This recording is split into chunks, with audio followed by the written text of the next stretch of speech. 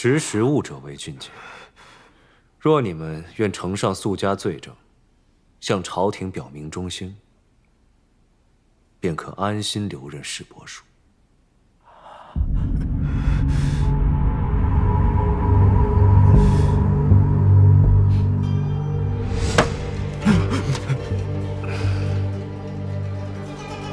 殷大人现下不过暂管世伯署，若你告发有功，那空出的世伯使之位，非你莫属。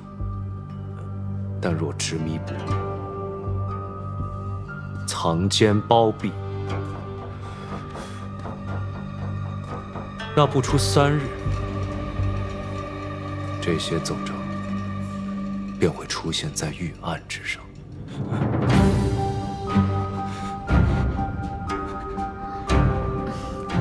王爷说话虽直，却是好心，否则今日还来赴宴做什么？殷大人，王爷是看重您，想给您一个将功补过的机会。都说首告者论功为大，几位大人得了加官进爵的先机，难道还要拱手他人？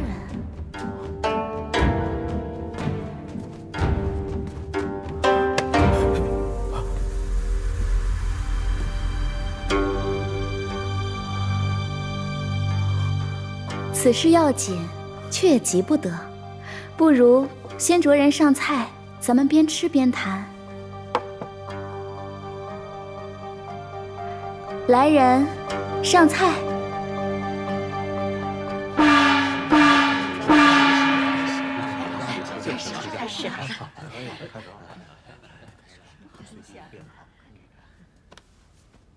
贵客迎门，珍宝齐聚，花落谁家各显神通。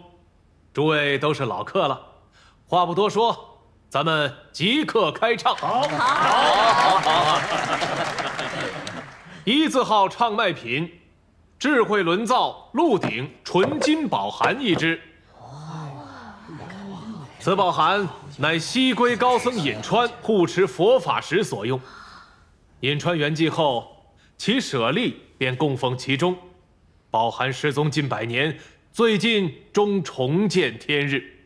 底价黄金100两。这宝函再稀贵，顶多也就值个半价。苏家这般漫天喊价，里头定有古怪。隐川之物也就罢了，主要是存够舍利呀。大半年前，我入过一尊无量寿佛宝冠，才50两金。不过3个月后出售，直接翻了3番呀！那这宝函定也大有赚头。是啊，110两，120两，150两，200两，200两，400两。哇，400两，400两明楚，他接了谕令不在府内闭门思过，怎还来此啊？3唱。恭喜冯少夫人。2字号唱卖品，鎏金花鸟纹香囊一副。此香囊乃前朝若虚女官生前所用，由若虚女官亲手画图打样。底价黄金600两。林州果然是不负盛名，这每一件唱卖品都是价值不菲，世间罕有。怪不得这唱卖会的邀帖是一帖难求，令人趋之若鹜。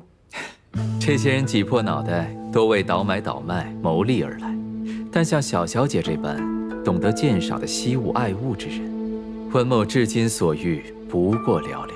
文先生谬赞了，我不过就是对女儿家常用之物略有心得罢了。800两，800两，850两，850两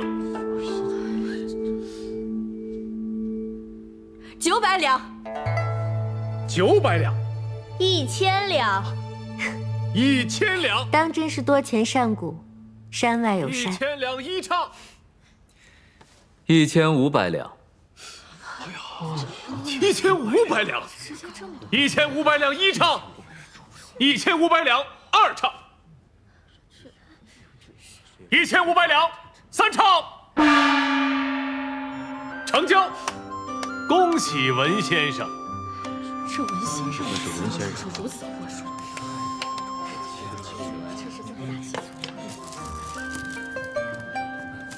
鎏金花鸟纹香囊，请文先生过目。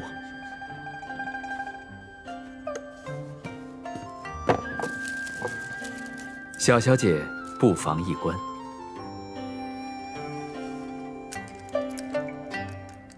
此物并非走私而来，且方才唱卖的也都是货真价实的真品，与走私毫不相干。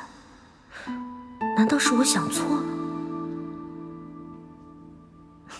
巧夺天工，雅致大气，值得文先生一掷千金。这香囊确实精巧，只是未想文先生对焚香之物也有兴趣。它视为何物并不重要，重要的是它乃先朝若虚的遗物。小小姐，文某说的可对？是了，若虚极善制香，传闻其香甚至可以使人容颜永驻。只可惜他的制香秘方都已失传，唯剩下这些遗物，供人遥想追思。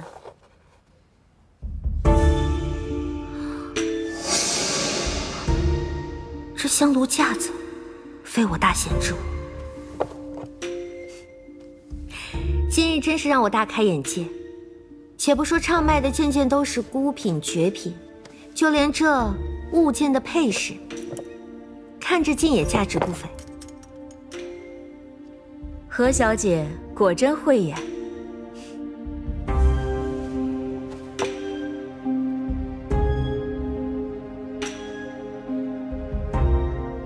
原来唱卖真品是假，兜售走私之物，才是这唱卖会的真正目的。好一出暗度陈仓，这走私之物比本要售卖的真品更价高一筹，难怪底价如此之高。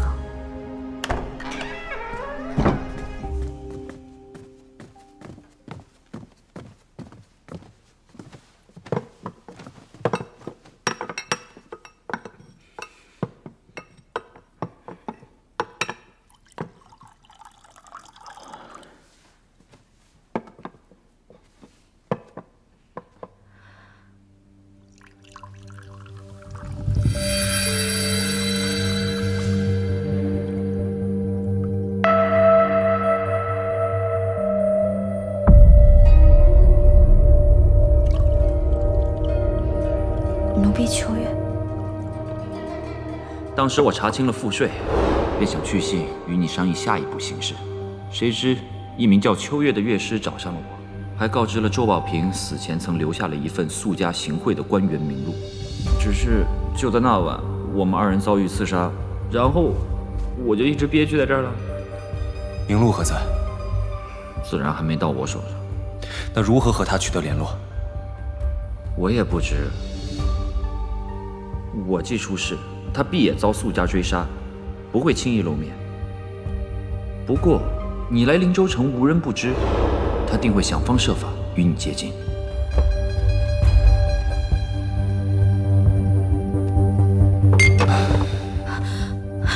王爷饶命！王爷饶命！王爷饶命！还不赶紧下去！是。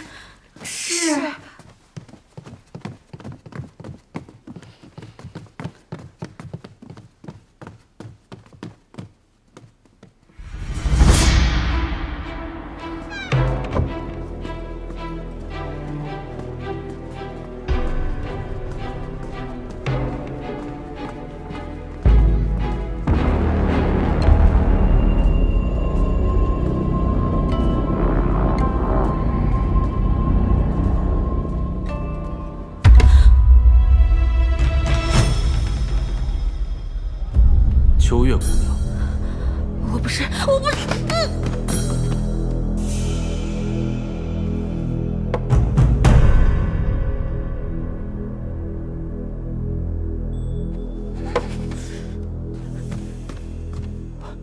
王爷，下官的身家性命、仕途经济，日后就全倚仗王爷了。苏家指使玉帛中，操纵市舶署上下，多年来滥发海贸公平，擅自提高抽解，包庇贩私博商，桩桩件件，下官都有记录备份，用以自保。啊！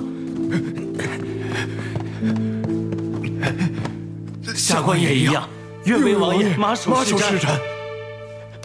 下官这就回去整理证据，尽快交给王爷。下官先告退。青羽去送送几位大人。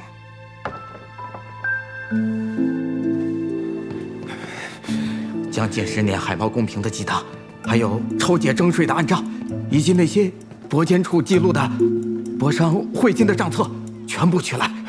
小心些，不可野人主义啊！是。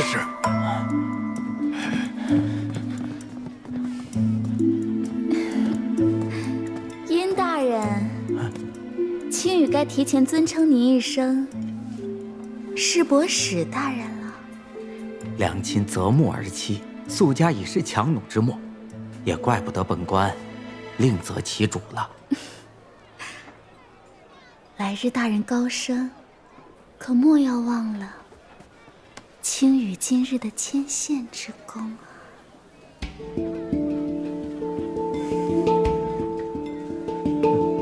那青羽姑娘想本官如何报答你呀？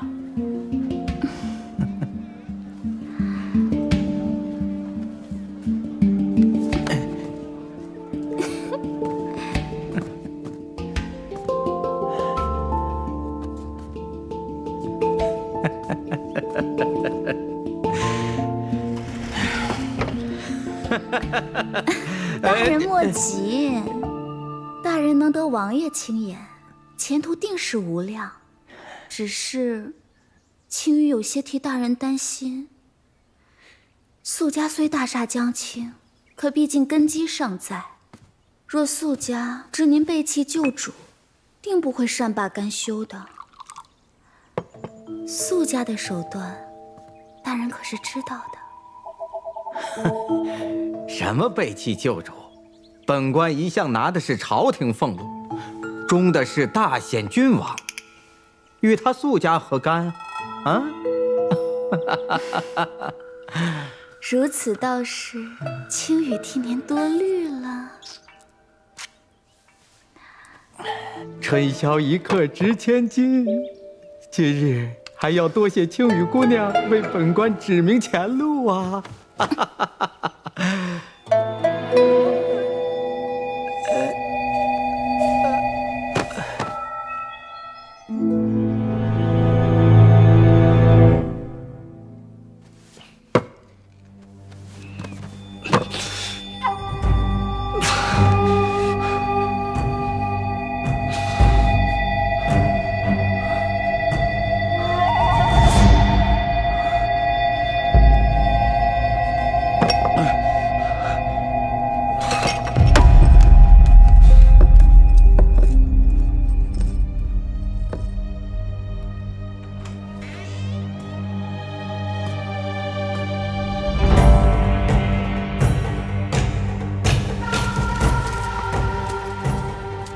杜家，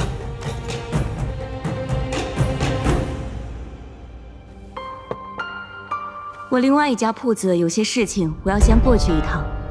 文先生、何小姐，你们且尽兴，我先失陪了。苏老板去忙便是。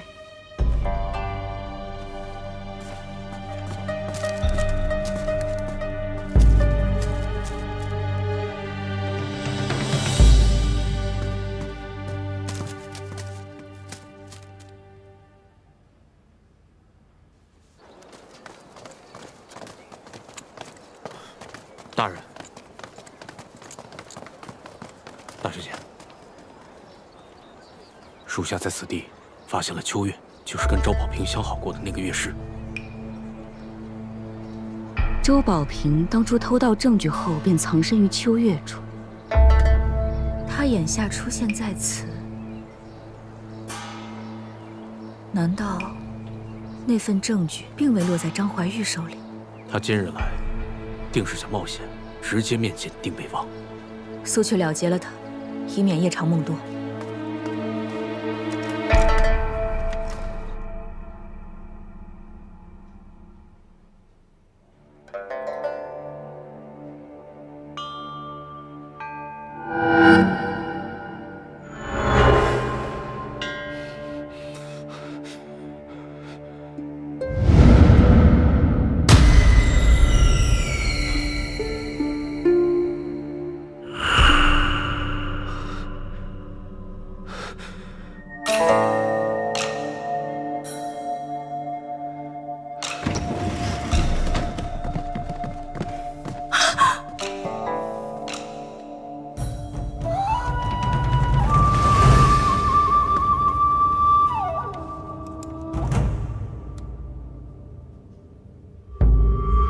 敢问定北王，这是发生了何事啊？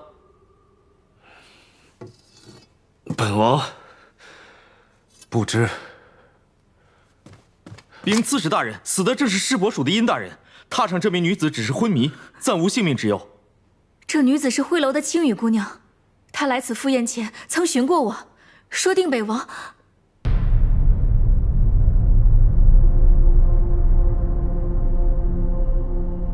他说，察觉定北王有意胁迫殷大人等官员与之合谋，意图诬陷宿家，操控市舶署贪没海贸经济。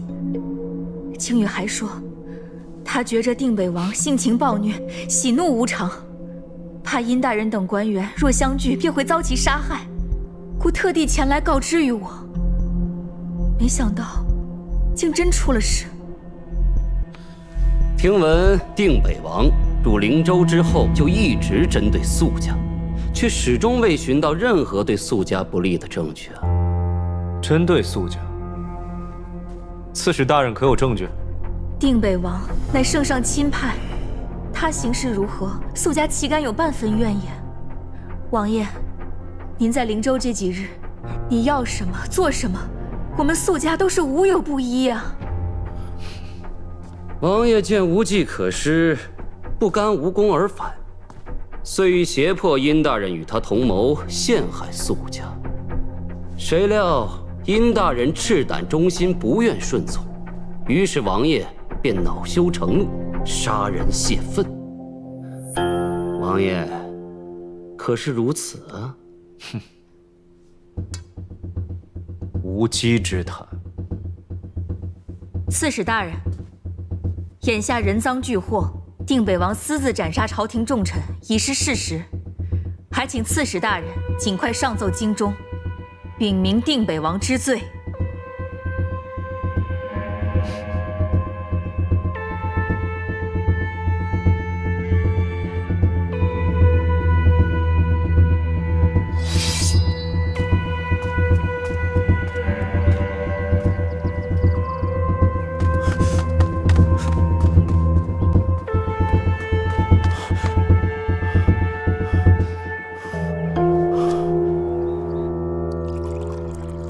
已过2盏茶的功夫，小小姐的护卫还未折返，可否需要文某派人去瞧瞧？能将这唱卖会办得如此热火朝天，又井然有序，这骆掌柜确是位人才。不知这骆掌柜是文先生的人，还是宿老板的人？小小姐为何如此发问？吴老板的那批料子有何不妥？其实文先生一眼便能看穿。事后我也问过吴老板，他说您对此事定然是心知肚明，且灵州城能将此类生意盘活、化朽为奇的，唯有文先生一人。吴老板的料子是从骆掌柜处进得的，可疑金楼掌柜又怎会知晓布料的货源？先前卖我发簪的小商贩，一说货源就是骆掌柜，那这发簪和布料的共通之处，想来文先生也心知肚明。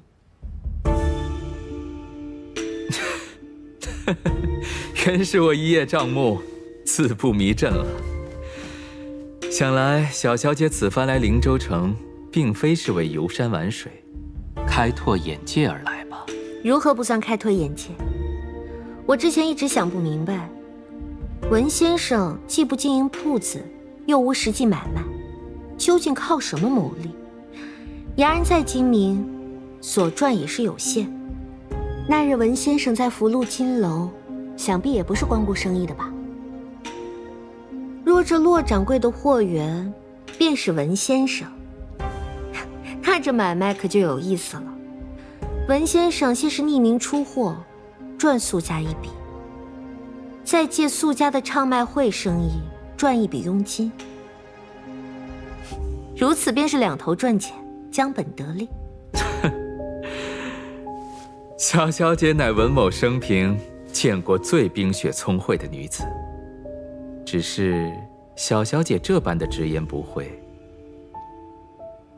就不怕文某会对你不利？文先生身份成谜，深藏不露，我一弱女子，如何是您的对手？可若文先生的对手是定北王呢？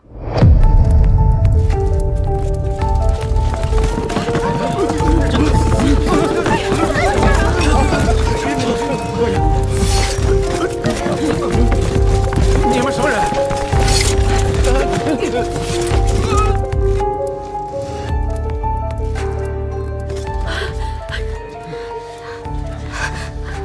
站住！你们是谁？凭什么扣我？我可是宣威将军府三少。吾等乃圣上亲卫，奉旨办差，见此金令，便如见天颜。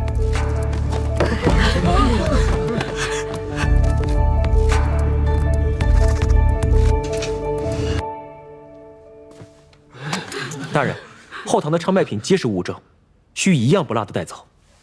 你二人速去后堂清点物件，记录造册，不得有遗漏。是。本将得处置使之令，将此处辟为其临时办公审讯之地。今日凡在场者，无令不得擅离。若有不遵者，皆以敌国奸细论处，株连九族，格杀勿论。明坛，明坛，四妹妹，是我是你三姐姐明楚。闭嘴！明坛，四妹妹，海爷不在了，我可是你在世上唯一的至亲，你无论如何都不能不管我。明坛，再不闭嘴，以抗旨论处。明坛，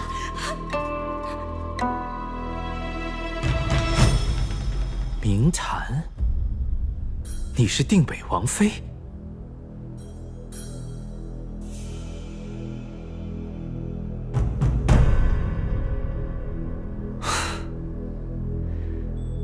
你我相识不过数日，可每一日，你似乎都在给我不一样的惊喜。只是今日之喜，着实是让人始料未及。定北王府在上京有多处私产，我素日里打理各家铺子，也算是懂得些生意上的门道。我自称半个商人，也不算欺瞒吧。是文某愚钝了。文先生究竟是何身份？背后到底藏着多少秘密？王妃这是要审问文某？审问一事，自是有处置使和禁军负责。也不知文先生这文弱之躯，经不经得住他们的手段。处置使亲临办案，文某定当配合，知无不言。只不过这唱卖会乃素家所办，这唱卖品也皆乃素家所购。我一个衙人，从未牵扯其中。处置使再如何，也不会对我一个看客严刑逼供、屈打成招吧？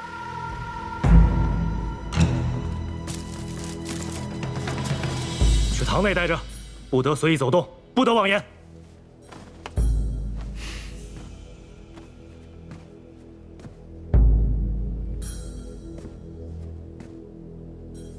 无论小小姐是何身份，能与你相识，乃文某之幸。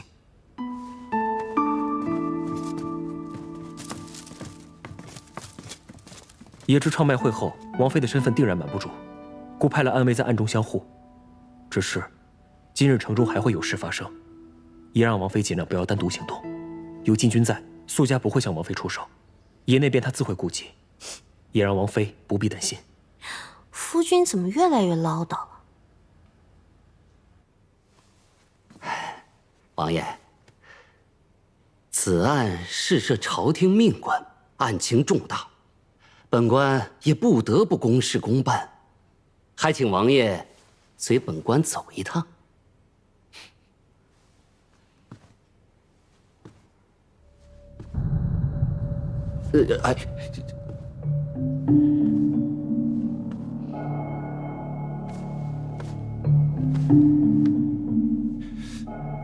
此处乃凶案现场，刺史大人不安排人手勘验，不及时收集证据，反而急着要走，如此查案，岂非草率？这就不劳王爷您费心了。待王爷走后，本官自会派人行事，查明这。可本王信不过你。既然事涉本王清白，那本王就留在此处，请刺史大人即刻断案。要问要查，本王悉听尊便。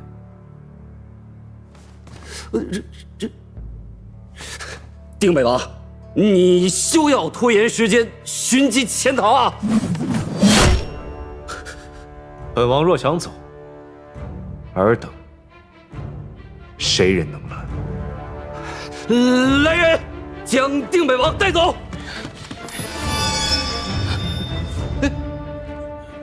还愣着干什么？还不赶紧拿人呢！圣上钦定处置使中书侍郎谭大人到。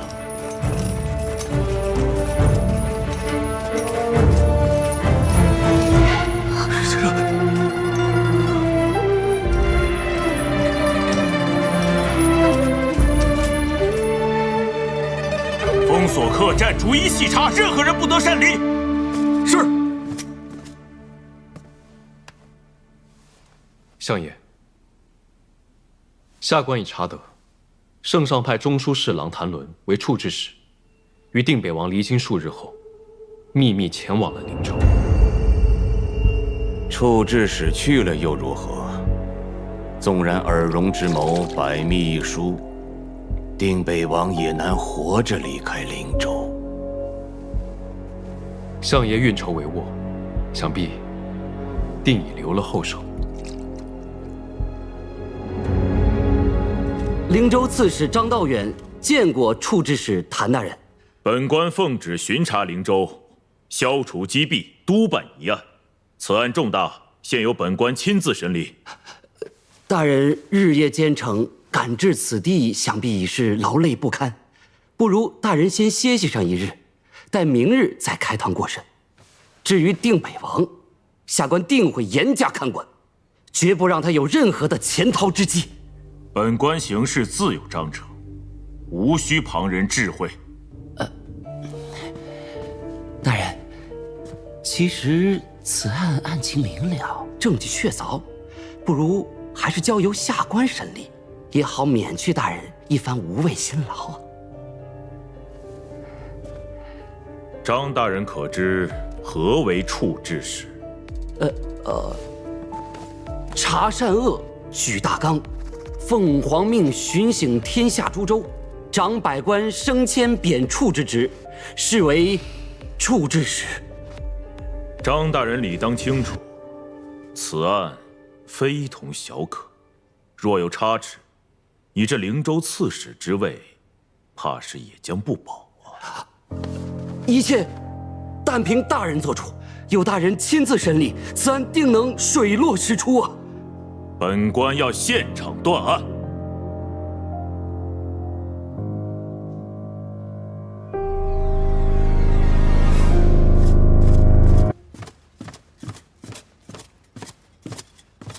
禀王妃，经查，昌卖品中确实夹藏走私之物，但那些商户皆称不知其中内情，只当他们是如常珍宝在唱卖。这唱卖会并非头一回，想必他们早就预演过说辞，有备无患。据我所查，骆掌柜经营私物已有10日，此案他定难逃罪责。至于他背后是否另有其主，还需深查。今日凡入唱卖会者，须得一一羁押审问，严查其府邸私宅、亲眷族人以及日常往来之中，不可放过任何涉私相关线索。走私之物正在清点，所有堂内之人均于后堂羁押审问。其中有一人唤作文宗，还望校尉大人亲自审问。先前我怀疑文宗与骆掌柜过从甚密，另有隐情，但文宗此人深藏不露，行事谨慎，仿佛与谁都交好，又似毫无牵连，故望校尉大人彻查，不可枉纵，亦不可轻忽。好，我这就去办。且慢，劳烦校尉大人遣人去宣威将军府，请冯小将军速速前来。是。驾！驾！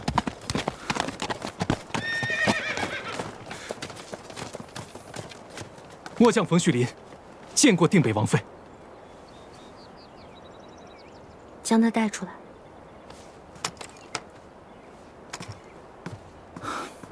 都是在下未管束好明楚，以致他到处招摇，惹是生非。三姐姐什么性子，我自是清楚不过。当初阿爷和王爷便是知晓冯家满门忠烈，又家风严谨，才会放心让她外嫁。三姐姐从小恣意随性，桀骜惯了，受不得管束。此事如何，也怨不得冯家，更怪不得冯小将军。三郎，三郎，谁家有你这么做姐妹的？明楚，方才我身陷囹圄，他不仅视我为陌路，还袖手旁观，任由我受人欺凌。我在上京时，他便处处与我针锋相对。如今我已偏居灵州，他还要来踩我一脚。你就是要我当众出丑，在灵州也颜面扫地。够了，三郎，分明是他欺辱我在先。若你听我的话，好好在家闭门思过，今日又怎会招惹上这些是非？冯小将军可知，三姐姐今日在仙泉馆所购宝物皆含走私之物。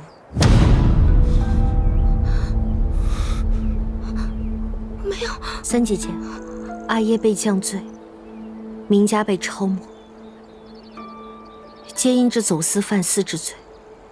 你身为明家女儿，理应对此事深恶痛绝，怎还能与他人同流合污？我并不知其中内情，我只当是寻常珍宝而已。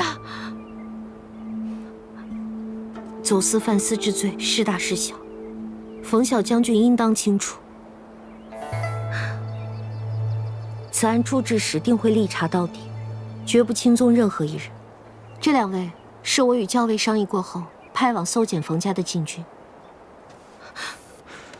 冯家数代忠烈，绝不牵扯走私。王妃，若明楚真瞒着家中，做出这等大逆不道之事，父亲与我绝不轻饶。你既知此事干系重大，当清楚我若被牵连，必受其累。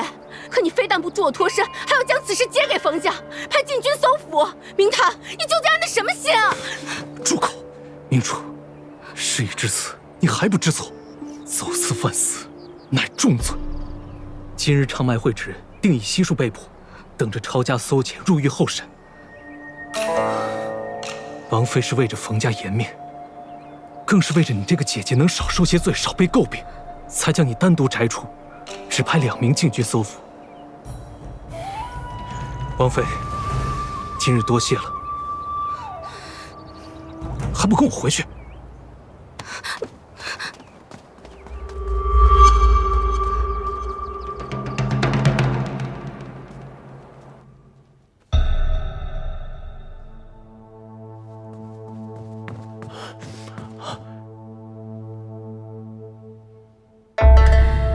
大人，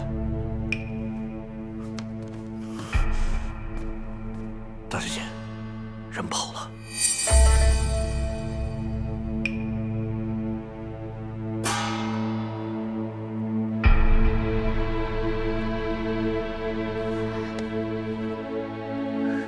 谭大人，人证已醒，定北王是否因私愤杀人，您一问便知。人证，上前回话。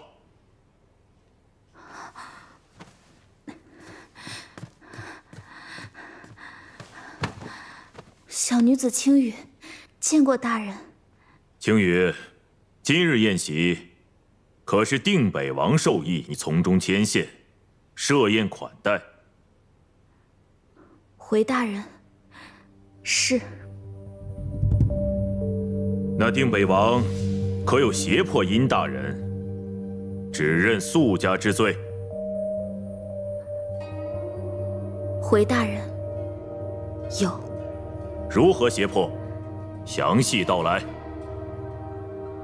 定北王将殷大人所犯之事一一罗列，并在席上让他指认宿家。王爷放话说，若识时务，他能保殷大人平步青云；反之，凶祸难料。那你可有亲眼见定北王行凶杀人？你又为何衣衫不整，晕倒在房中？可是有人凌辱于你？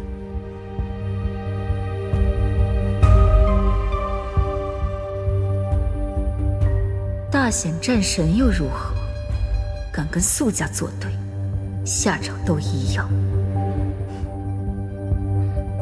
大人误会了，青羽从未说过殷大人乃定北王所杀，青羽也不曾遭人凌辱。本官面前不得故弄玄虚，如实交代。禀大人，今日确是定北王设宴款待殷大人等3位市伯属官员。王爷在席期间，虽以言语相逼，但也只是想拉他们一把，不想他们在宿家泥沼中越陷越深。今日之事，实则都是宿家当家宿尔柔一手策划。大小姐，大小姐，满口胡言！一个勾栏女子，见风使舵，寡廉鲜耻，岂能轻信？禀大人，小女子不敢胡言。定北王与殷大人饮的酒中被提前下了迷药，苏大小姐让我引殷大人前来，待其昏迷之后将其杀害，以构陷定北王。来，今日还要多谢青羽姑娘为本官指明前路啊！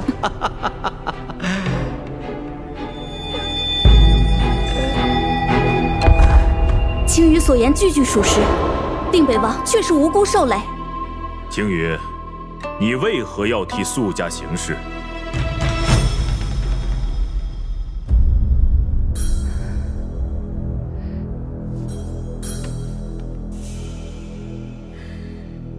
禀大人，青羽乃徽楼贱籍女子，一生皆是身不由己。若不听命于人，布下此局，轻则被人发卖出去，重则性命不保。谭大人，定是这贱人得了定北王的好处，与他串通一气，诬陷宿家，才这般胡乱攀咬。本官并未问你。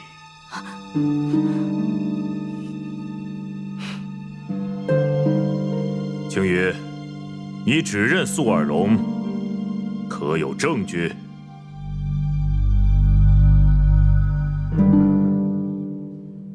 证据自然是有，把人带上来。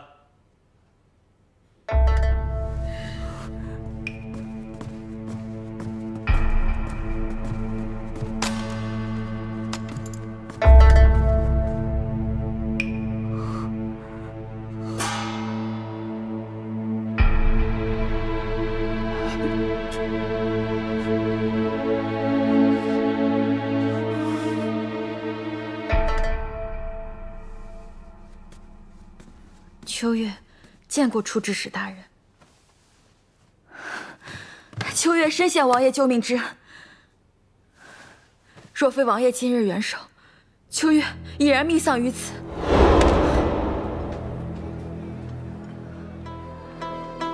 秋月姑娘，我不是。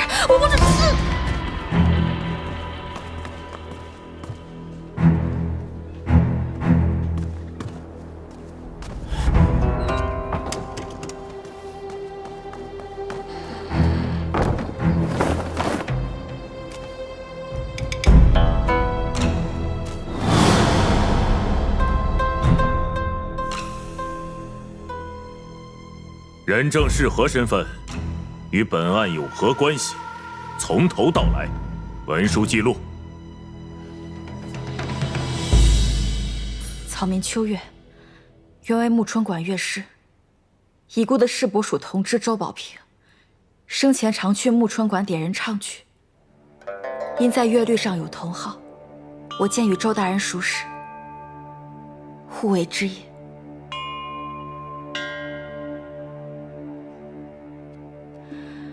半年前一日，周大人将一份名录交予我，要我尽快离开灵州城。他说他查到了宿家行贿官员的名录，而宿家有所察觉，他已在劫难逃。因着周大人的嘱托，我携名录欲连夜离城。然宿家早有准备，严查出城之人。我无奈折返，却惊闻周大人因侠妓纵乐，暴毙于木春馆内。他是不愿与苏家同流合污，才遭人灭口，还被人毁了一世清名。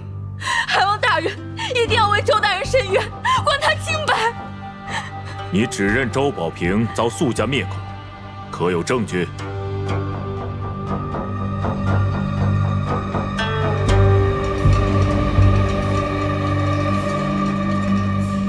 你指认周保平遭苏家灭口，可有证据？此事我并无实证，但周大人给我的名录就是最好的证据。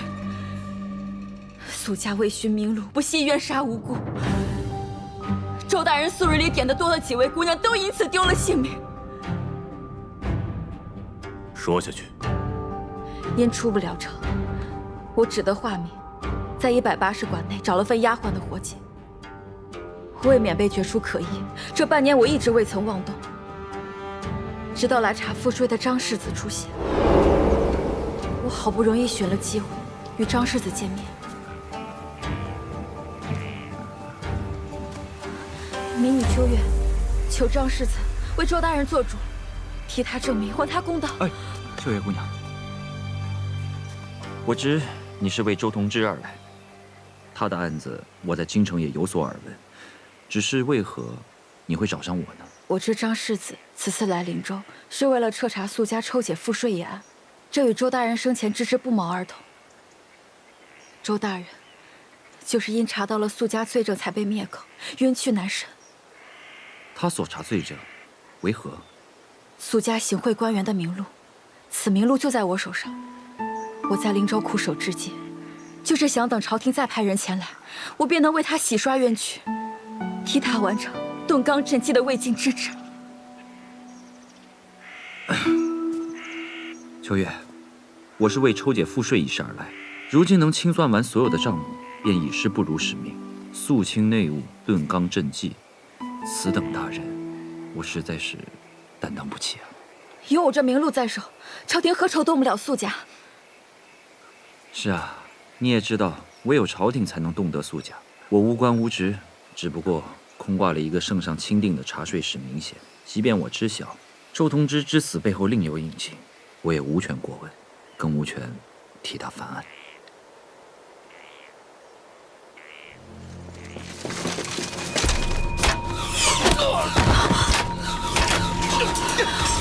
是苏家之人，我护你先走。小心！你护他先走，他手上消息尤为重要，千万不能再落回苏家手中。是。先保住性命，才能有来日。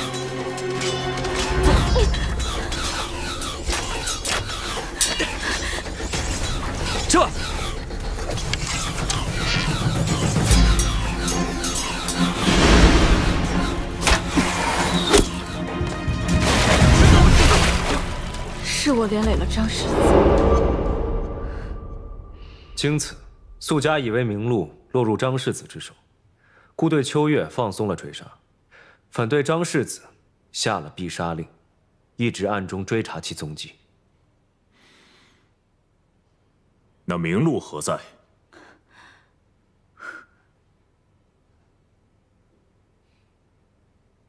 处置使待圣上行事，握贬黜大权，掌生杀之能。苏家再如何一手遮天，也越不过圣上。你且安心交出证据，只要属实，处置使定不会姑息养奸，周保平也定能伸冤平反。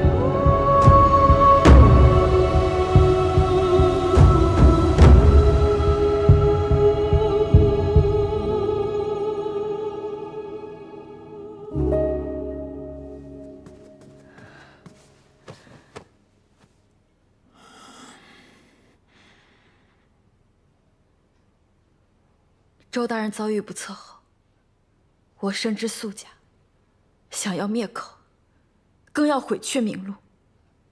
唯有如此，即便有朝一日我不幸惨遭苏家毒手，也有望能保证明路不被发现。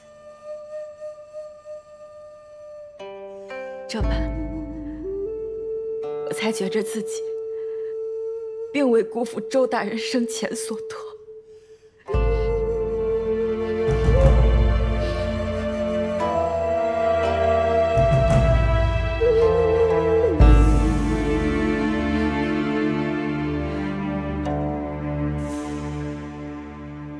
苏尔荣，你可知罪？区几个人名，他说是行贿明路就是了，岂能轻信？写人名有何难？我随意写几个人名，难道也可视作行贿贪墨罪论处？简直荒谬！不止明路，还有人证，他可证明此明路非虚。一个死透了的人，还能证明什么？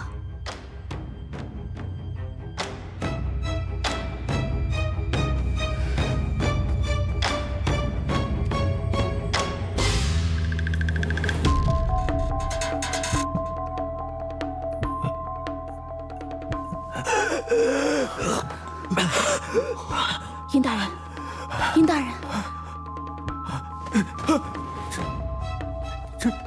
这是发生何事了？殷大人，今日之事，实则是苏尔荣所设圈套，欲以殷大人之死嫁祸于王爷，是王爷救了你。好你个苏尔荣！平日我等对苏家唯命是从，任凭差遣，结果还要被你杀人灭口。大人先前说过，暗将证据藏于市伯署。今日何不趁处置使在场，将之公之于众？我有证据。大人，下官这就去将证据取来。不必麻烦了。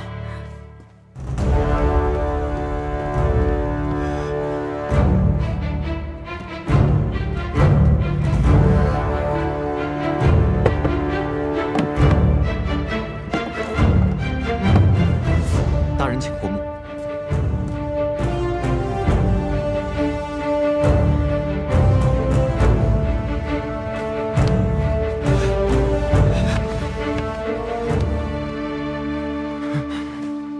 伯蜀王望见过处之使大人。下官奉殷大人之命，正欲前往世伯蜀，将证据取来呈与王爷。没想到苏家居然卸磨杀驴，欲杀我等灭口。幸有叔边兄与这位女少侠出手相救。用尽极气，当真是人命如草芥。看来我留这一手，实是明智之举。处之使大人，这几份卷宗是世伯蜀近10年的海贸公平记档，其中走苏家后门的帛商均有标注，还有世伯蜀收受贿赂的数目也一并记录在内。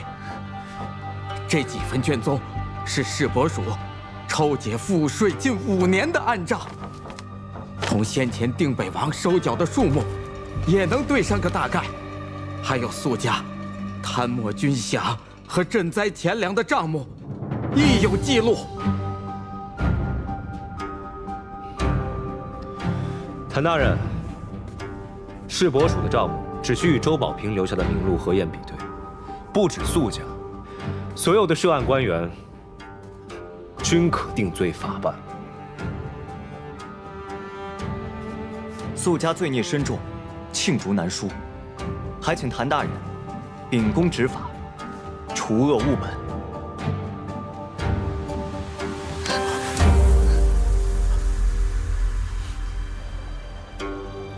仔细搜，不得遗漏任何一处。报，大人有发现。大人，这是从里间暗阁内搜出，经查验，箱内珠宝都是走私而来。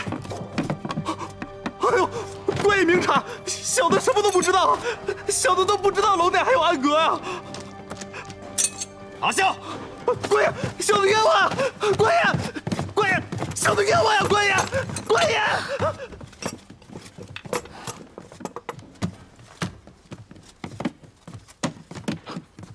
王妃，这些走私之物足以坐实骆掌柜的涉私之罪。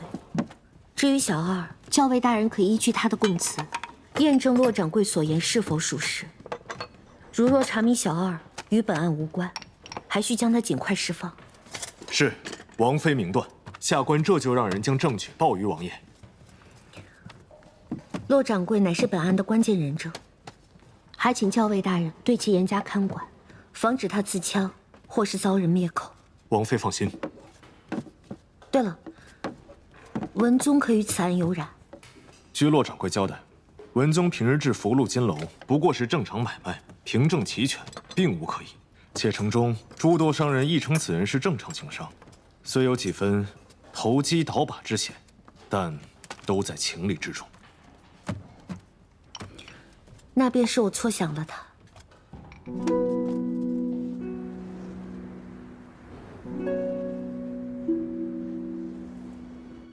禀大人，禁军已协助定北王妃起获走私赃物，经查皆与苏家相关。来人，将苏尔荣拿下，另派一队人马封锁世伯蜀。贱人，你为何要背叛苏家？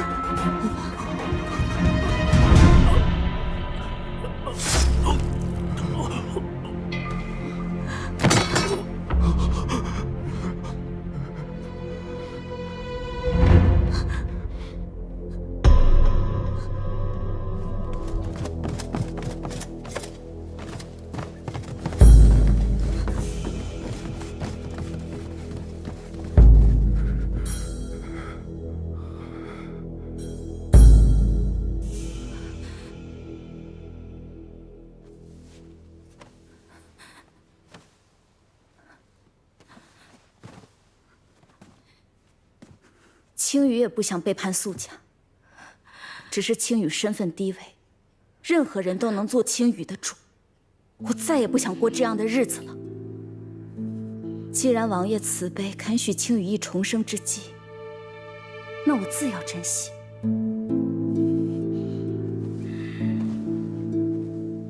此案人证物证俱全，本官定会一查到底，绝不冤枉轻纵。灵州刺史张道远亦在明录之列，带回刺史府禁足，静候审查。将苏尔荣押下去，封锁肃府，逐一排查。你已无路可退，苏家义士。我是输了，但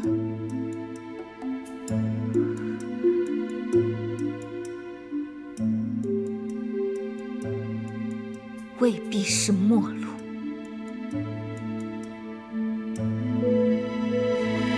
想不到查案还挺有意思的，抽丝剥茧间，心中竟满是彻天探地的成就感。如何？今日我可有几分夫君雷厉风行的英姿？王妃多虑了，没有。若是爷，定会当着骆掌柜的面给小儿上刑，令他觉得兵在其境，不得不招。咱爷审讯一向讲究快准狠，绝不会在无谓的人或事上浪费半分功夫。我俩认识的是同一个江启之吗？咱爷在我们面前和在王妃跟前，那肯定是天差地别，判若两人嘛。夫君的手段和智谋，我自是不及。我从未有过查案的经验，也不知道这样查是对还是错。从唱卖会搜寻线索，到扣人查证，再到搜店拿赃，王妃可说是料事如神呐，每一步都走得利落英明。虽不及王爷，却也胜过无数了。或许只是运气使然。像我这般小打小闹，至多查出些皮毛，想要揪出幕后主谋，彻查真相，仍是不易。查案当中的弯弯绕绕，属下实在不懂。但既然爷信王妃，那属下也信，王妃定能破获此案。夫君当真信我？啊，爷说了，王妃虽是弱女子，但果敢机敏丝毫不输男儿，应变巧对更是拿手。他信您定能以自己的方式查清此案。那他还说什么了？爷还说，今后只要涉及走私案，属下们都需听王妃的，但只一样，万事必得以王妃为先，不能让王妃有任何麻烦和危险。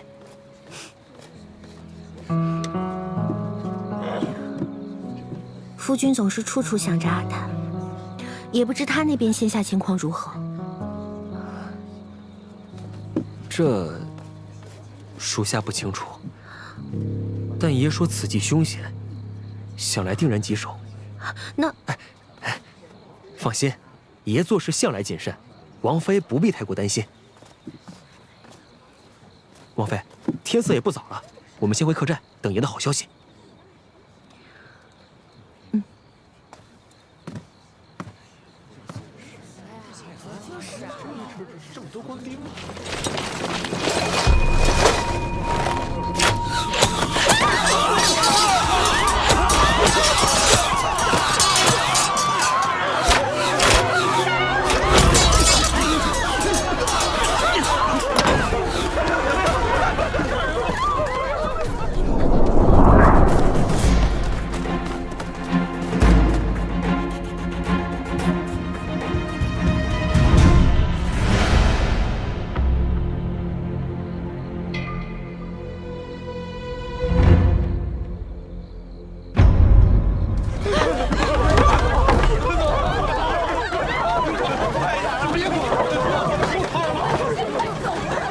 何事了？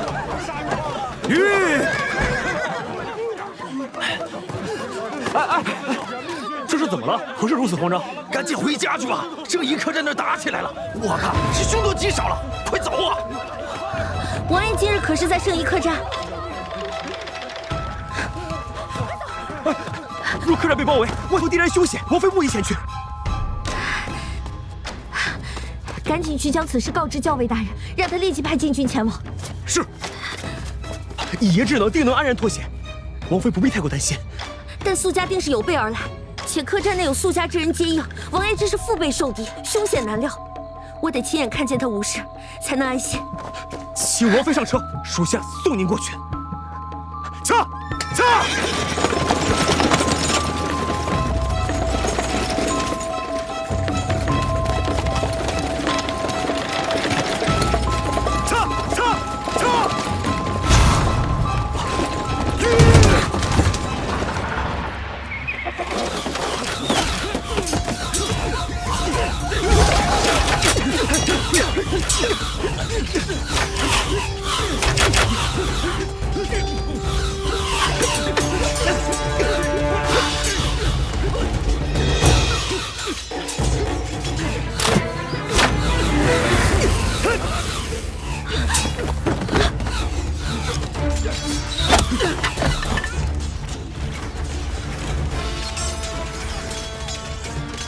夫君是你吗？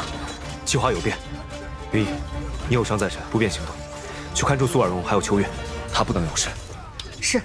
其余暗卫禁军，随本王出战。王爷，此举甚是危险，待禁军赶到，便可打破僵局，扭转形势。王妃身处险境，本王必先护她无虞。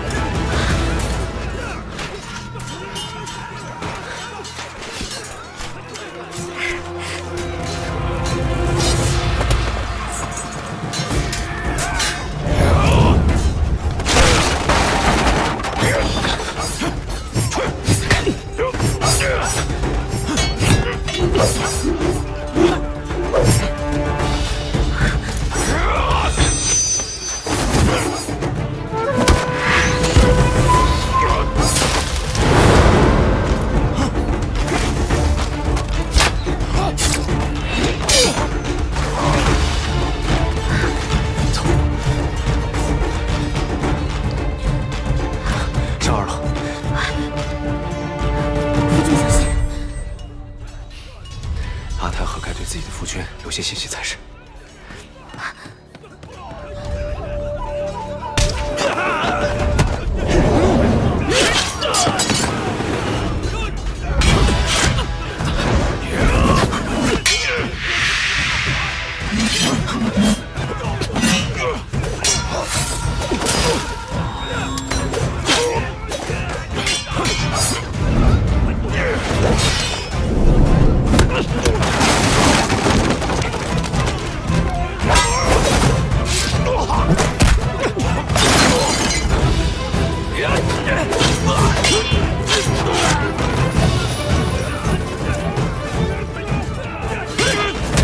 不是说我有高手相助吗？怎臣之未到啊！苏家恶行累累，罪不可赦，尔等奉命行事。现下若有降者，死罪可免。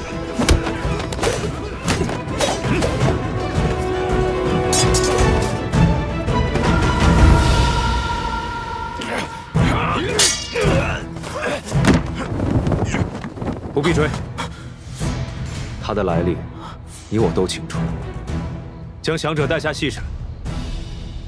若只依仗自家护，苏尔荣应不敢轻易谋逆，除非其背后还另有隐情。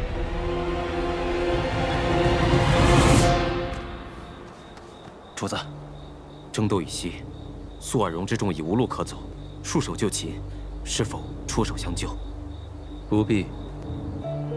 苏家谋逆犯上，已然穷途末路，这便是最好的结果。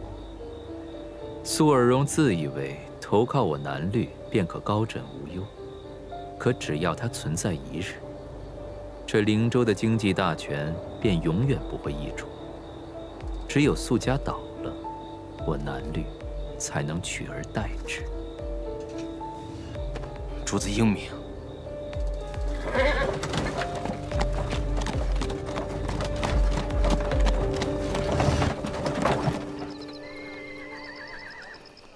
经查，冯绍夫人确对走私布置内情。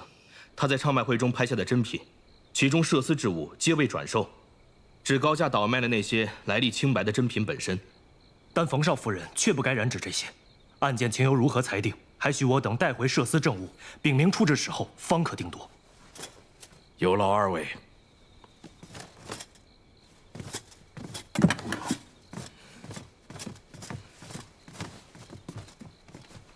你可知错？儿媳不知何错之有。方才禁军也说了，儿媳毫不知情，全然是清白的。禁军只是说你确不知内情，并未说你已清白无罪。为何要去唱卖会？为何要做倒卖珍品的买卖？我这么做是为了补贴家用，为了冯家。别人买得，我如何就买不得？冯家何时需要你来补贴家用？自你过门，我可曾亏待过你半分？三郎，我究竟做错了什么？就因着明坛的几句话，你便要对我这般疾言厉色？明坛若是真想护下冯家，护下我，以他王妃之势将我摘出易如反掌，何至于唤你前去，还要派禁军搜捕？他就是要冯家颜面尽失，要冯家厌弃我。事到如今，你还要将自身之过归咎于他人。我已同你说得很明白，王妃已经竭尽所能地相护你与冯家。他若私下将你单独摘出，便是徇私枉法。你对王妃非但不感激，竟还要反咬一口。你这说到底，就是他为了自保，舍弃了我这个姐姐。你，定北王下狱才几日，你便不顾谕令，不顾我与三郎多番叮嘱，出门招摇，牵扯是非，你真是不知悔改呀！反正儿媳不觉有错。明淑，那就依照家规，禁足幽闭，关到你知错为止。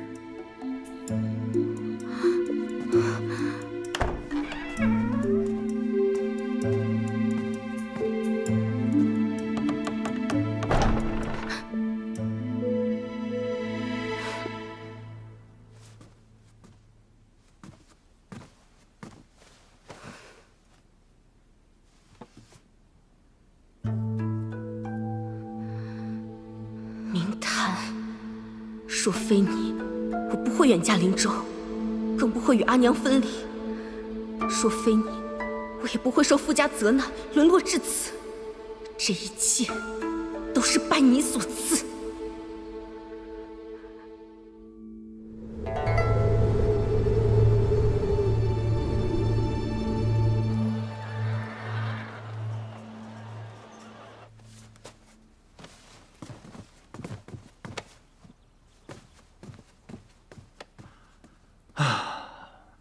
住了这么久，可是不舍。我是在向佛祖祈求，千万别再让我踏足这种鬼地方。以后这种刀口舔血的重任，千万别考虑本世子。二位另请高明吧。看来咱们张世子是越发鹤苑元精，往后更是要一心致力于商道了。商场虽尔虞我诈，但至少不需要我出生入死啊。不过你真的不再多待几日，同我和阿旭一道回京？唉，此番我也算是立了功，自然是与谭大人一道回京，好向陛下请赏。再说，我一个将康复之人，有禁军护送才更安全。与你们一路，难免又遭不测。他这是南大不中留，还是赶紧回去为好，免得届时赖我们误了他的终生。不中留又如何？你俩的牵挂都在身边，根本不知相思之苦。我自要去寻我的牵挂。行了，来，二位，我们以茶带酒。我先行一步，回京打点好吃喝，等你们二位回来，我们一同庆功。来。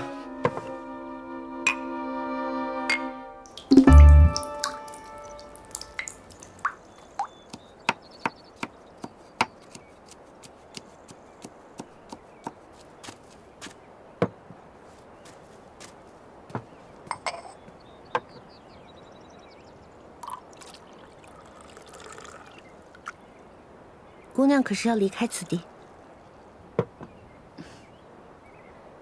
王爷已替我脱了剑籍，既得自由身，便要去见识一番与灵州不一样的风物人情，感受一回和灰楼里不一样的日子。都说妾如丝罗，愿托乔木。可谁说女子不能自成乔木？姑娘日后便是为己而活，不必再委曲求全。王妃说的是。说起来，还要感谢姑娘相助王爷。若非姑娘一言定乾坤，扭转局势，王爷恐怕也没那么容易平息事端。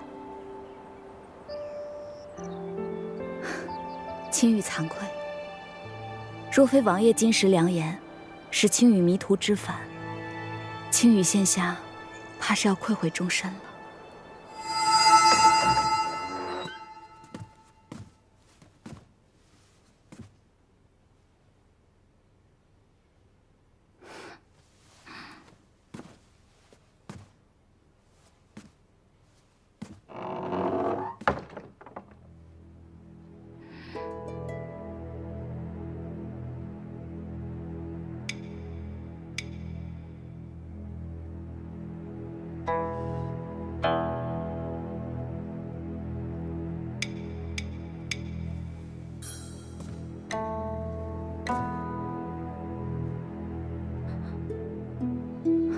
青羽见过王爷，不知王爷差人寻青羽前来，所谓何事？你是素尔荣的人，从本王入城第一日起，他便安排你来伺候本王。他可是想借你之手对付本王？没有，青羽不敢。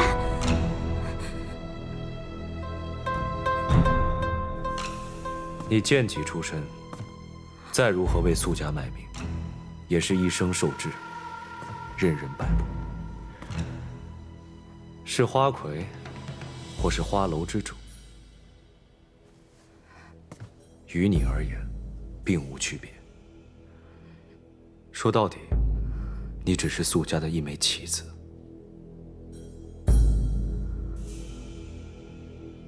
他们想用你，自是希望你避聪色明。我听闻素尔荣有意将你送去灵州刺史府做第7房小妾，你可甘愿？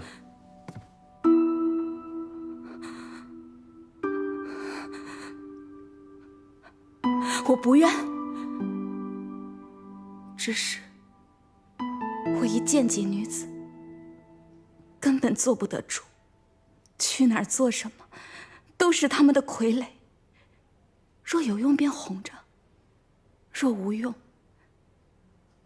便被丢弃。按我朝律法，凡替朝廷立功者，若得主事官员谏言，可脱去剑籍，成为平头良民。本王可许你此言，许你余生自由。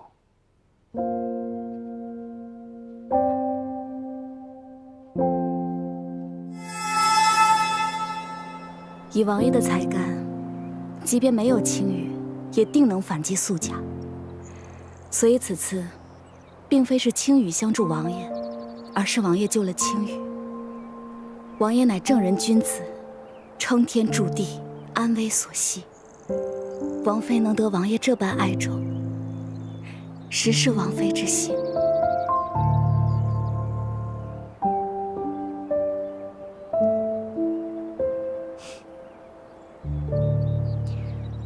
我之幸，亦是他之福。感情一事，从来不只是门第相貌，权势地位。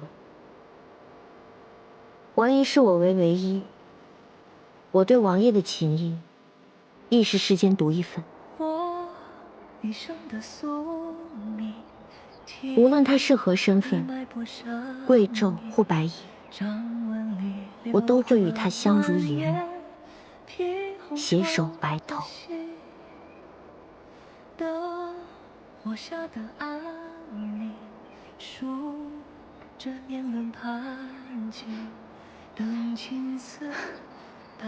王妃心智，请与自叹弗如。原是我井底之蛙，眼界狭隘了。青羽今日便以茶代酒，谢过王妃肺腑之言。姑娘切莫妄自菲薄。就如我方才所言，女子亦可如乔木般独立于世，无论是否觅得良人，皆可寻到自己的一方天地。但我还是愿你一切顺遂，早日遇到那位值得相伴终生之人。多谢王妃。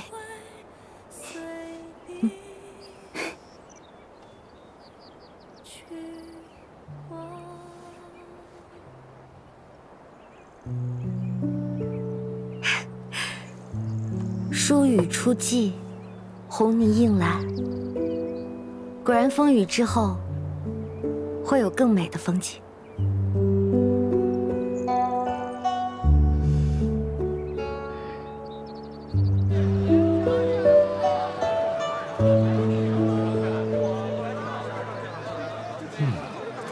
为夫的眼光如何？不如何。小姐要看一下风铃吗？夫人今日兴致不佳？没有啊。素日里夫人逛街，可不似这般啊。素日里阿谭逛街时，夫君从未相伴，怎知阿谭是哪般模样？况且夫君来灵州这几日，应是青羽姑娘相伴最久。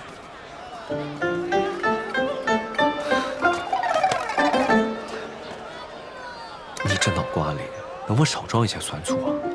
我和青羽不过是联手谋事，各取所需，除此之外再无其他。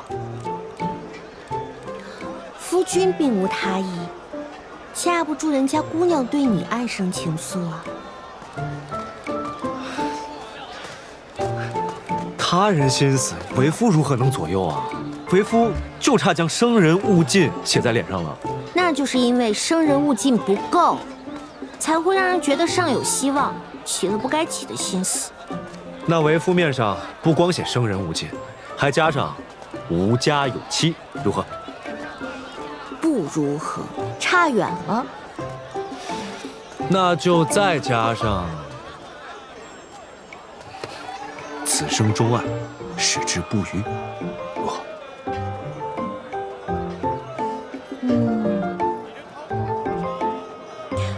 夫君脸上想写什么就写什么，反正呢，阿谭也不知你在外如何，到底会写什么字。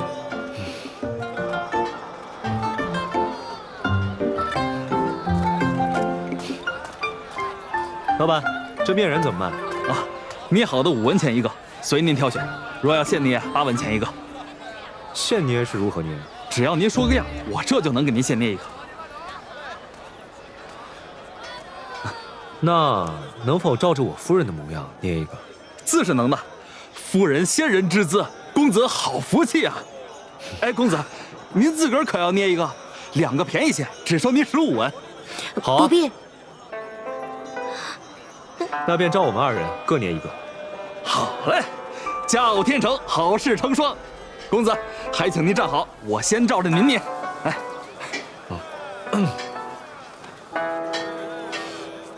夫君何时对捏面人感兴趣了？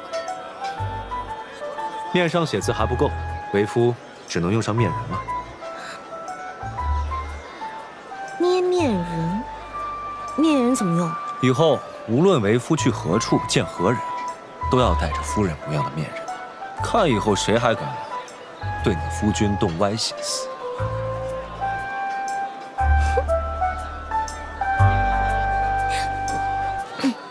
能得夫人展颜，此面人也得值。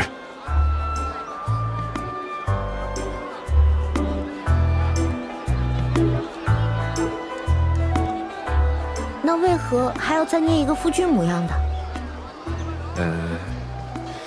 夫人以后出门也要带着为夫的面人，驱各方桃花，断他人妄念。我才不带呢！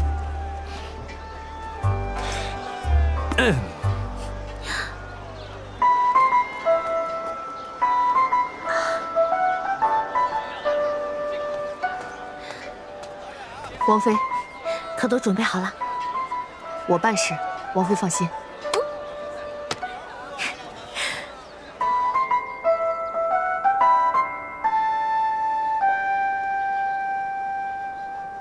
抬上来。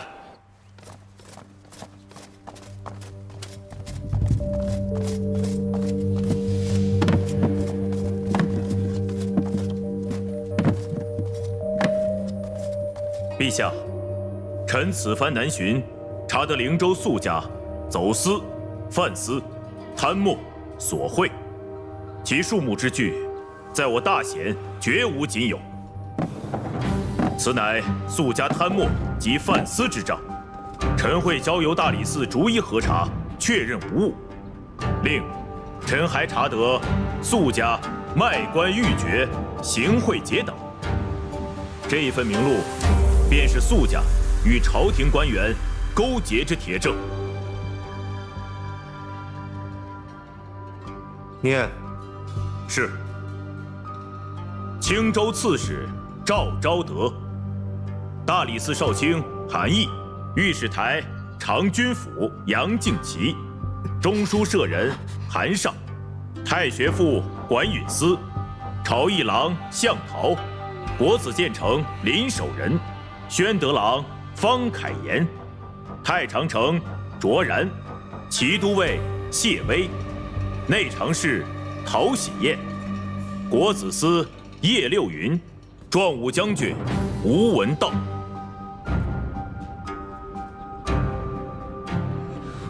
臣一时糊涂，臣有罪。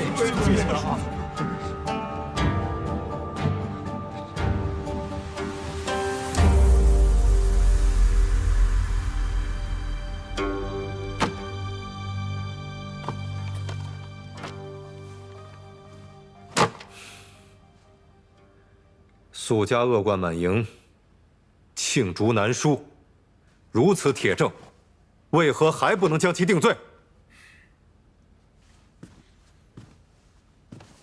陛下，灵州海贸多年来都是宿尔荣夫妇一手掌控，与宿相并无半点牵扯。这些年，宿家的生意所得，也从未入宿相府分毫啊。宿尔荣乃宿文纯之女，单凭这一点，她就难逃干系。